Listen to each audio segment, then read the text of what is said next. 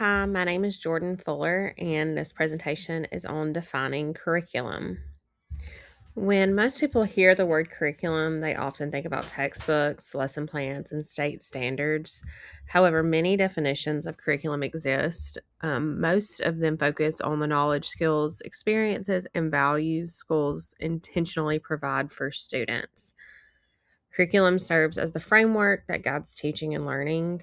Without strong curriculum, schools would struggle to provide students with a consistent educational experience.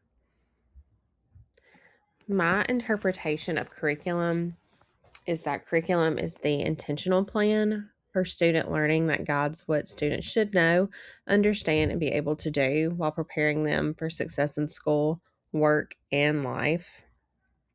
So, curriculum provides direction, so it establishes a clear learning goal, ensures all students have access to essential knowledge and skills, and creates consistency among classrooms and levels, which is very important, especially in um, a system like mine where there are multiple elementary schools that feed into the middle school and the high school. You want all of those students to come in on the same level and have the same understandings. Curriculum shapes student experiences, so it influences how students view themselves in the world, should promote critical thinking, problem solving, and collaboration, and should reflect students' diverse backgrounds. Curriculum drives instruction, so should guide instructional decisions. Effective teaching begins with a clear curriculum, and teachers use curriculum to determine lessons, activities, and learning goals. As the Dean of Students, I see curriculum as the roadmap that keeps everyone moving toward common goals and expectations, and it provides directions not only for teachers, but also the students and families of those students know where they are headed by the end of the year or semester. Why does curriculum matter?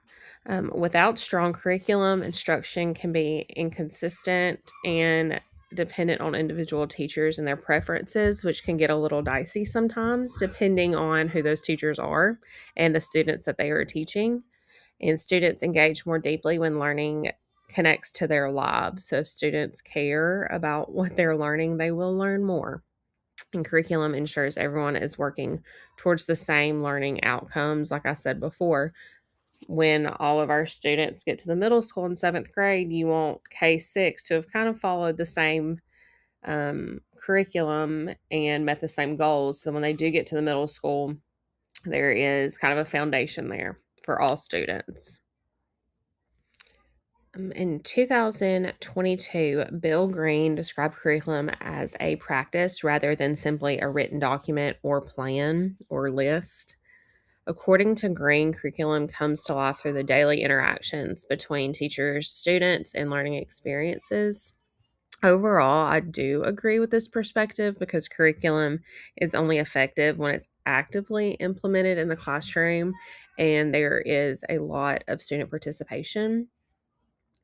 While the written curriculum provides the plan, teachers and students make it meaningful through engagement and learning activities. And this idea also ensures teachers and students have the autonomy in their classrooms to connect to the curriculum and provide deeper understanding. This next researcher that I'm going to mess up their name, but Tanya in 2023 described curriculum as a collaborative process where students and educators co create learning experiences. This perspective emphasizes the importance of student voice and participation in learning.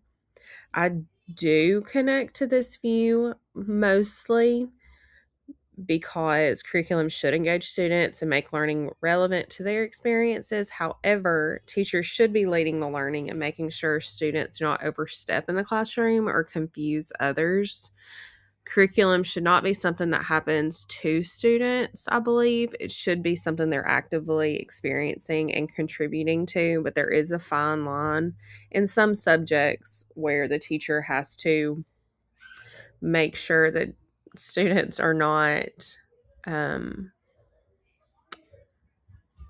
overstepping and teaching the other students something that is wrong. In 2024, Ross highlighted that the role teachers play in interpreting curriculum.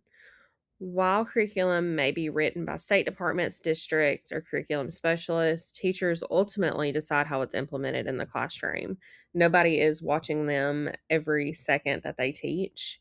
This interpretation mostly aligns with my belief that curriculum guides instruction while teachers use their expertise to meet the needs of each and every one of their students. I believe successful curriculum implementation depends on both strong curriculum design and effective teaching practices. In conclusion, these are my key takeaways. Curriculum is the foundation of teaching and learning. My interpretation emphasizes that curriculum provides direction for learning, shapes student experiences, and drives instructional decisions. Recent research proves that curriculum can be viewed as a practice, a collaborative process, and a framework that is interpreted by teachers. So, curriculum overall is the roadmap that ensures all students have meaningful opportunities to learn, grow, and succeed in and out of the classroom. And these are the references that I used. Thank you.